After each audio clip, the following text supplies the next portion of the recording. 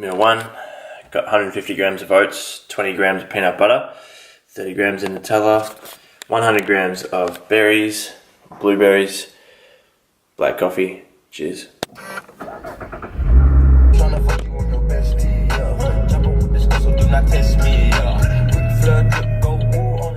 Hey guys, welcome to the vlog. I wanted to do a quick commentary over these next few clips as I thought I'd get some footage of some of my clients, so my personal training clients, on this morning. So I wanted to talk you through some of the mental cues and physical cues that I'm going over with these guys on these given exercises.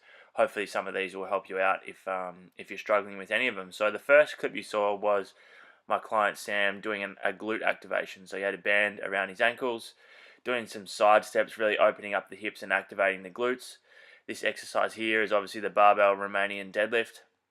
Now the cues I'm going over with Sam on this lift is basically tight shoulders, so I want him to really lock his shoulder blades in, have soft knees, stay really tight through his core, so bracing the core, the barbell is staying right on his legs, and I want him to lift his hips up to the roof.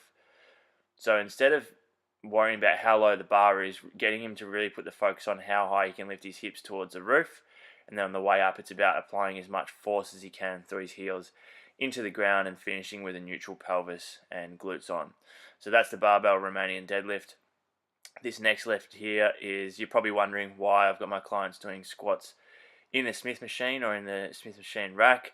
It's because Sam's had a lot of knee problems before, so his knee stability is very poor. So I wanted to get in some volume on his quads and glutes. So we load him up a little bit, get him that little bit of extra depth without having to worry about the stability through the knee, keeping the weight through the heels and forcing the knees out on the way up.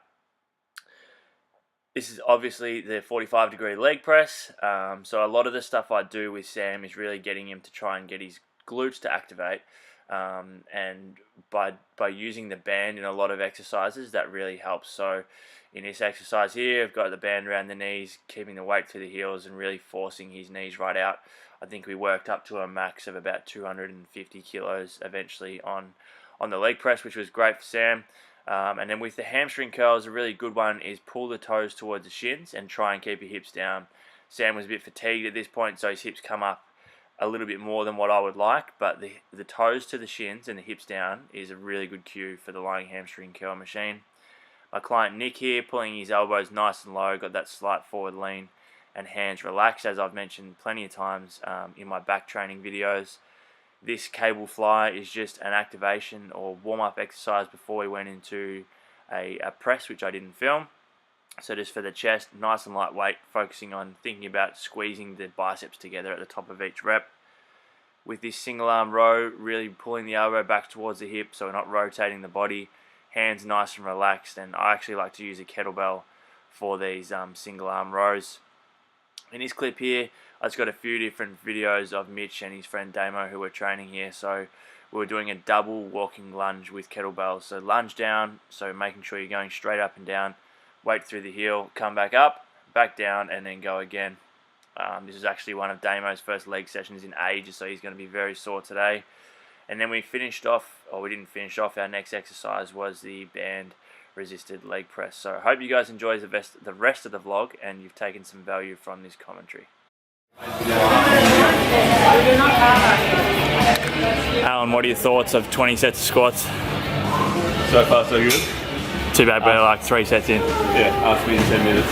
So we're doing 20 sets of squats, starting at 20 reps, dropping a rep every set, increasing the weight every 4 to 5 sets.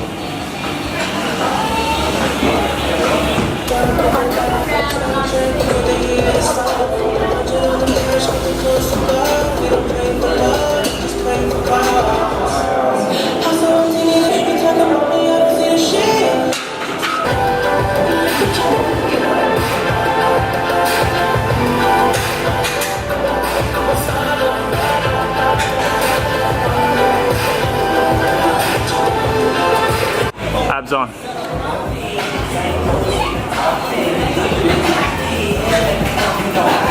Go tight to your core.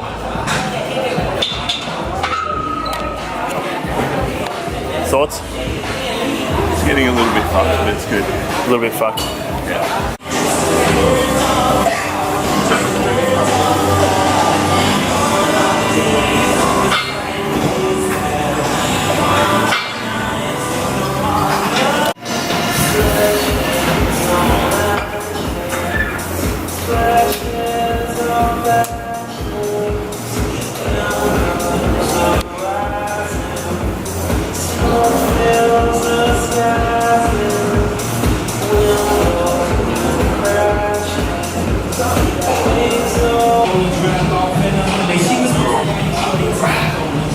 Let's go, strong. Knees out. Come on, tight to the abs. Up, up, up, up, up, up, up.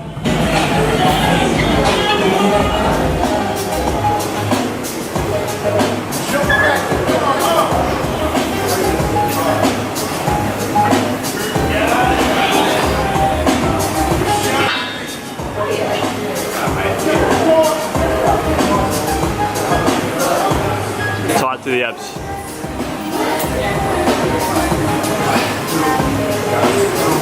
Up.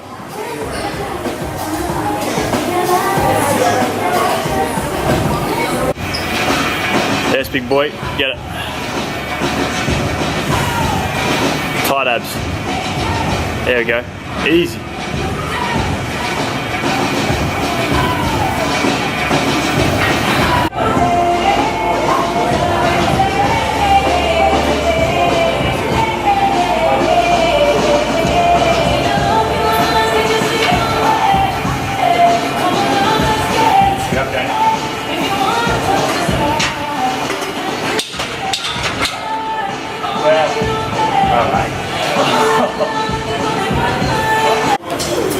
Set 20. Strong, let's go.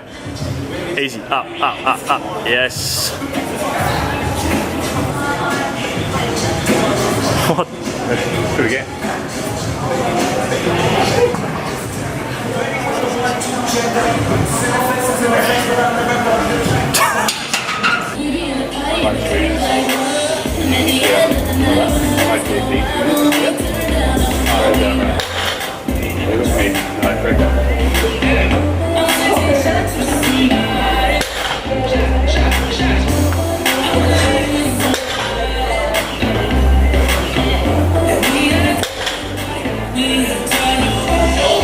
Call me on my cell phone. Call me on my cell phone.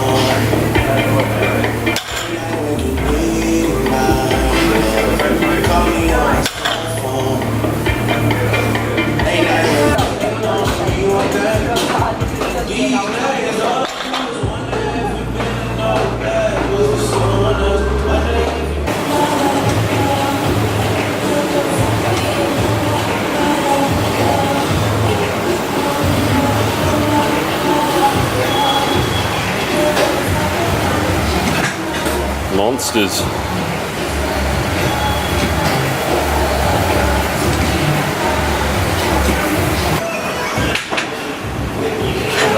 Workout feed.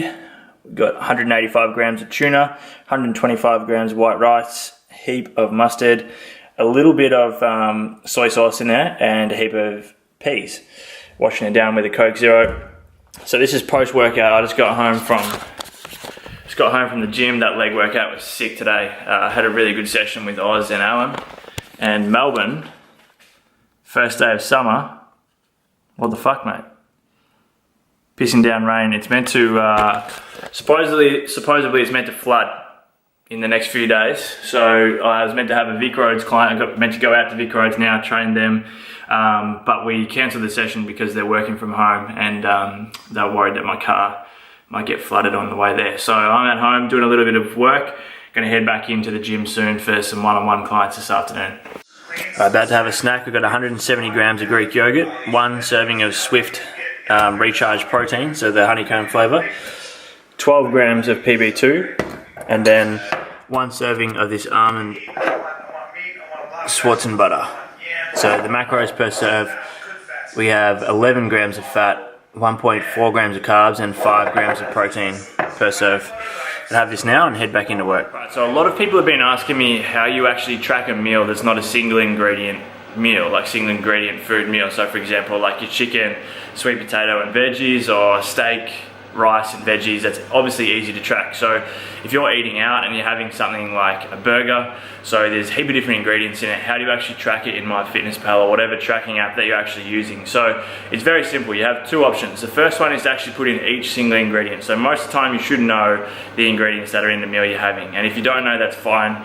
But if you do, go through and put in all the single ingredients, and you can actually save in MyFitnessPal, you can save those ingredients as a meal. So then in the future, if you have it again, you can just put it in as a meal and instead of having to go through and put in each and every ingredient, which is obviously perfect if you're at your parents' house or something like that and you're having dinner, or someone cooks you dinner and it's something that you wouldn't usually have. The second option is to just guesstimate. So go into MyFitnessPal, type in whatever it is that you're having. So whether it's a burger, whether it's shepherd's pie, fried rice, whatever it is, go in and then overestimate. So pick an option that you think is slightly above the calories that would actually be in your meal. That way, if anything, you're actually overestimating and you're not blowing out your calorie intake. So really simple to track, guys. Don't overcomplicate things. Remember, simple works best.